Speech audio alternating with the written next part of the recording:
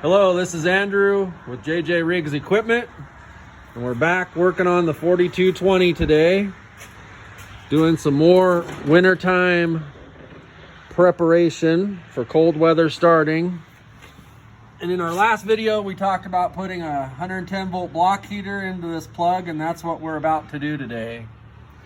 So with the engine cold, the first thing we're gonna do is drain the coolant.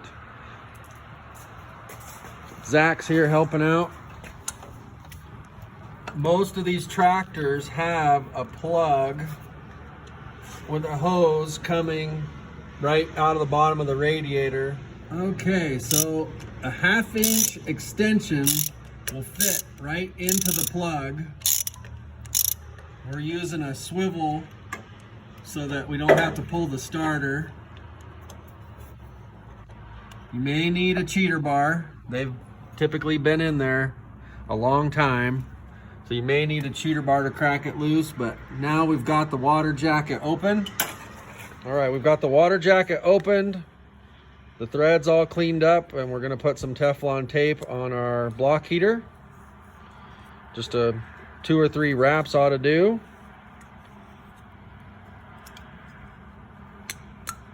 All right, go ahead and get that started in the threads.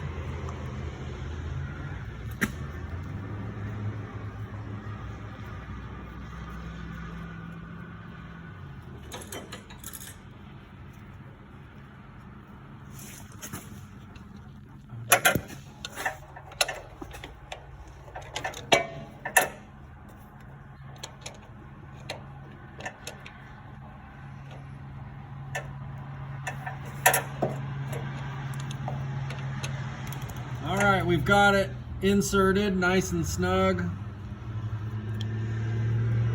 All we have to do is push the cord into it. It locks in, and then we'll run the electric cord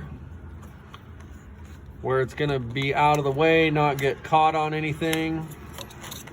Maybe a couple zip ties, roll up the extra, and we'll have it in a place where it's convenient to plug it in when we need it.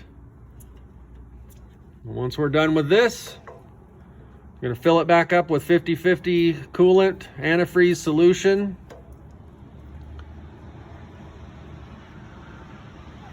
Fire it up.